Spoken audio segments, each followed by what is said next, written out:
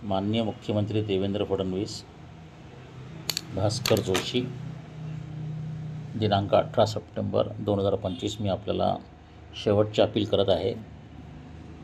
15 डिसेंबर 2009ला माझ्यावर आणि डॉक्टर मनीषा माझ्या मिसेसवर भयानक हल्ला झाला.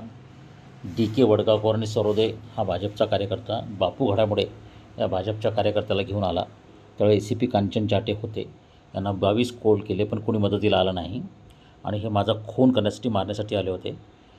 आणि वडगावकरशी माझा ₹2 लाखाचा व्यवहार होता. त्याला मी 2 लाखाच्या बदल्यामध्ये शिक्षण क्रांती पुस्तकं दिली होती. व्यवहार पूर्ण संपला होता. त्याचे सगळे साक्षीदार पुरावे आहेत.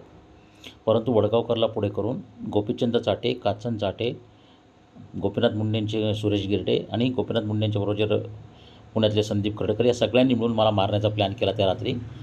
परंतु अडवाणींच्या एका फोनने मी वाचलो. रातोरात मी दिल्ली गाठली, CBIमध्ये कंप्लेंट केली. सगळे पुरावे तुमच्या कार्यालयाकडे आहे. दुसऱ्या दिवशी माझ्या सासऱ्यांचं डॉक्टर सुधाकर चांदसकर, जे भगवानगडचे महाराजांचे गाईड होते PhDचे, म्हणजे एका अर्थाने मुंडेंचे गुरु. मुंडे त्यांना गुरु मानायचे माझ्या सासऱ्यांना. त्यांचं अपहरण केलं वडगावकरनी, घडामोडींनी, आणि त्यांच्याकडून ₹2 लाखाची खंडणी चेकने उघडली. माझी आपणास विनंती आहे की ₹2 लाखाची ही रक्कम आता जवळजवळ 20 लाखाची होते, ती भाजप कांचन चाटे सगळ्यांच्या प्रॉपर्टीतून जप्त करून डॉक्टर मनीषाला तत्काळ मिळवून देण्यात यावी.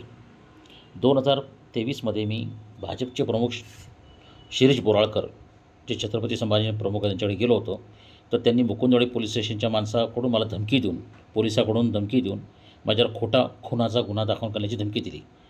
त्यावेळेस पण मी तुमच्या नावाने व्हिडिओ पब्लिश केला होता, पण तुम्ही कारवाई केली नाही. या बाबतीमध्ये डॉक्टर मनीषा जोशी, भागवत कराड, पंकजा मुंडे यांनाही भेटलेली आहे, परंतु त्यांनी काही केलं नाही. सिडको पोलीस, औरंगाबाद पोलीस स्टेशनचे कमिशनर तेव्हाचे श्रीकांत सावरकर, त्यांनी काही केलं नाही. यावरती शरद पवारांना मी संपर्क केला होता, त्यांनी तक्रार करायला सांगितली, पण पुढे काही झालं नाही. माझी आपणास विनंती आहे की आपण शेवटचे व्यक्ती आहात ज्यांना मी न्याय मागतो, अन्यथा मला न्याय मिळवावा लागेल. मी बापू घडामोडींच्या घरी 2दा गेलो आहे, 3ऱ्यांदा जाईन.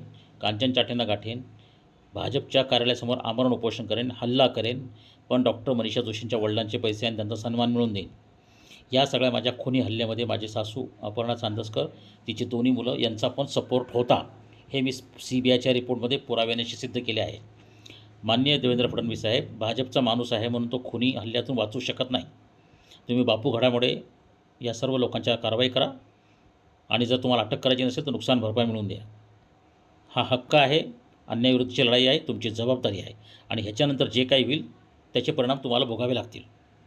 I am very sorry to say this. Bye.